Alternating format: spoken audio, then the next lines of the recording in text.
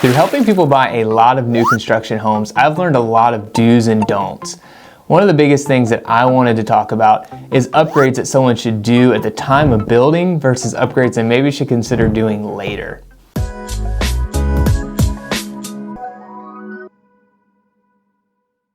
Hi, I'm Evan Whaley, your favorite Greenville realtor. One of the things that I found whenever people are looking to purchase a new construction home is they actually don't realize the base price that they see that builder is advertising does not include a lot of different upgrades that they might want to actually put into the home. And I also hear a lot of people say, well, I don't need all the fancy upgrades. I don't need the nicest house in the neighborhood, so I really won't spend a whole lot of money in the design center. I tend to find that, well, of course, there are some people that truly do stick to that rule of thumb. For the most part, most people tend to fit into this category where they spend about 10 to 15% of the base price in upgrades. And that's not even someone who necessarily is going crazy. And that's another point that I would make. Don't be the person that goes absolutely crazy and does every upgrade under the sun unless you plan on that being a long-term house. I've seen people do those kind of things and then decide to sell it within 2 or 3 years, and they can't quite get out all the money that they put into that particular home because they completely overbuilt for their neighborhood. Even though the neighborhood's appreciated, it still hasn't caught up to the price of what they would need to sell their home for. So just don't be that person whenever it comes to making those decisions. Now, let's talk about the upgrades that make sense to do at the time of contract during your build, and maybe some upgrades that you can wait on if you would like. The conversation I like to have with my clients as far as the upgrades that they should do in the new construction process, I really look at it as 4 different categories. The first category you've got is structural upgrades. I always tell people to prioritize these. Typically, these are things that are going to cost you a lot more money to do after construction or potentially even be impossible to do. The second thing would really be items that are going to be really challenging to do post-construction and probably are going to be much more expensive. For instance, if you want foam insulation, it's probably the time to do that at the time of the build instead of trying to do that after the fact. Third is looking at items that will increase your resale value. And then the fourth bucket of things is looking at your personal wants and needs list. So let's talk about our structural upgrades first. There's a lot of different things that could fit into this category, and I probably won't cover every single one of them, but typically that tends to be when people want to add space. They want to add a sunroom, they want to add another bedroom to the floor plan, they want to add an office space, whatever it might be, that tends to be one of the big structural upgrades that I see. Another is adding windows, like adding little transom windows in the bathroom or moving a window. Like those things are so much more challenging and they'll cost so much more money to do after the fact. So those are things you want to go ahead and get done during the construction process. Now let's talk about that second bucket. These are items that might not necessarily be structural. You can do them after the fact, but they're probably going to create more damage and they're going to cost more money to do after the fact. Typically, I look at these items as electrical and plumbing. There are some other categories that fit outside of this. For instance, if you're looking for a fireplace, go ahead and get that done at the time of construction. That's probably going to save you a lot more money and it'll probably be better suited at that point. If you're someone who likes to cook with gas, you probably should go ahead and get that done during the construction process because it's going to cost you a lot more time, effort, energy, and money to get that done after the fact. The next items that I want to mention really come down to electrical and plumbing.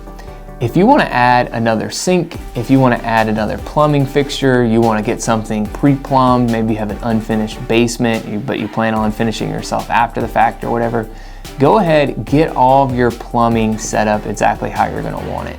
If you want that utility sink in the garage or in the laundry room, go ahead and do that during the construction phase. It's typically going to be a lot more affordable and cause a lot less damage because they're going to have to tear down drywall.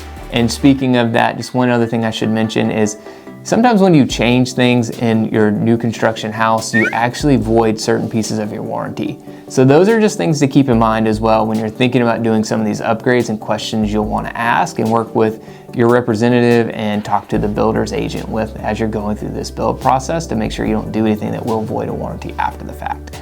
Now let's get back to these specific items. When I think of electrical, typically it's adding additional lighting into the home. It's adding like floor mounted outlets. If you want to do that, if you have a slab foundation, do it then, or even any foundation at all. If you want to get that done, go ahead and do that at the time of construction when it's a lot easier to do.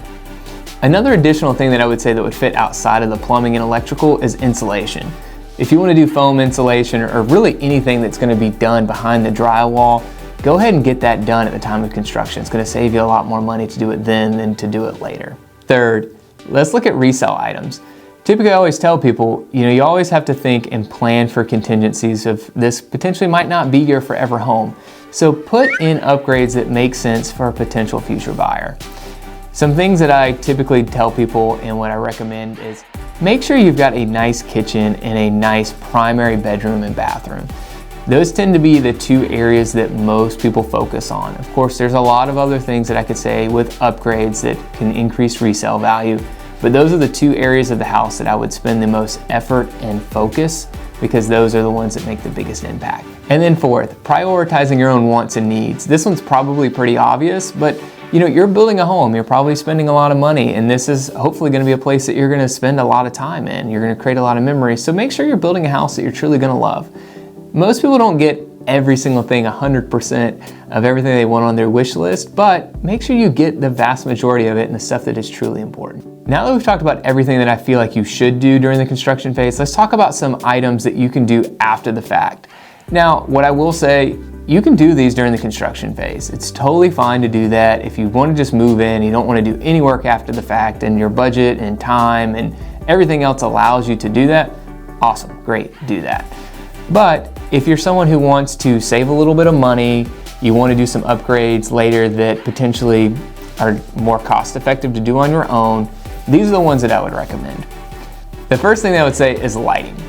Most builders tend to charge extra money, put a premium on the lighting fixtures, and they don't tend to always be the highest quality lighting fixtures that you can get. Of course, every builder is different, everything just kind of depends on who you're working with, community and all that. But generally speaking, what I see here in Greenville is that most of the builders will use cheaper lighting fixtures, and you can go and get better lighting fixtures, better quality, and a better price after the fact. Next is very similar, plumbing fixtures. So you can always buy those after the fact. You can typically install them all that cheaper than what it would cost to get them from the builder, and you can pick out exactly what you want. The third thing that I would say is appliances. Typically you can pick whatever appliances you want after the fact. You can find better deals than what the builder is willing to offer you, and they typically don't have a really wide range of products that they offer. Sometimes they'll throw them in, and we've negotiated plenty of those where builders will actually give it to you just as part of buying that home in that community. If you can get it that way, awesome. But if you actually have to pay for it and you have to put it into your 30-year mortgage, probably doesn't make sense for something that's not gonna last 30 years unless for whatever reason you just want to keep more cash in the bank, which is understandable as well. Fourth, a fence. I find a lot of builders here in Greenville actually don't offer that as an upgrade, but there are some that do. It tends to cost more for them to do it than for you to do it yourself, and they tend to not have a large selection of fencing options.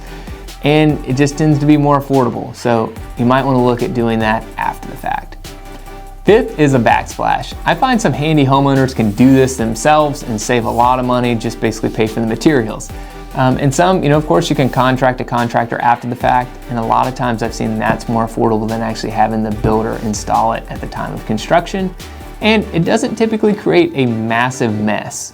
Some people will recommend doing countertops after the fact, and I go either way on that one. Sometimes it makes sense, sometimes I don't think it makes sense at all. They are charging a premium on it and a markup, but if you already have to pay for your countertops anyways, and it's already part of your building construction costs, and it might cost you a couple $1,000s extra, you're likely not going to find, depending on how big your countertops are, a better deal later, and it's going to just create more of a mess and more of a headache after the fact. So I can go either way on that one, and it really depends on the builder, but definitely with the backsplash, pretty consistently I found that you can get that after the fact more affordably. Another upgrade that can go a little bit either way, but I tend to lean more towards doing it after, is anything outdoor related. Specifically items like adding an irrigation system, screening in a porch, adding a deck. Those things I tend to find can be more affordable to find another contractor to do them for you.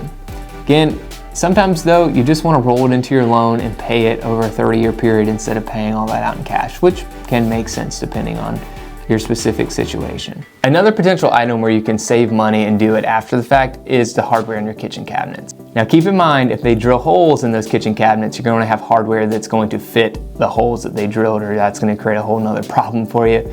But if you're looking at it, you potentially can save some money by buying the hardware yourself after the fact. My last two items are ones that can go either way depending on your financial situation, the builder you're working with, and just how much mess you want to deal with. But they are crown molding and flooring. Now, crown molding can get very expensive with some builders, especially if you try to do it in a large portion of the home. And crown looks fantastic if you have the right person who can do it. Now, crown molding can really add some character and some elegance to the house and really just add that extra level of quality to the home. But one of the things is, you can spend a lot of money doing crown molding and you might not get the value out of it when you resell it. And most builders charge a pretty high premium for that. And you can find someone to do it after the fact, typically for a little bit more of an affordable rate. The issue is it can make a mess. There's a lot of sawdust and everything else that's going on in your house, and it can be inconvenient to deal with after the fact. So I can go either way on that one. It really just depends on your personal situation. And another item that I see where there's a heavy premium on it is flooring.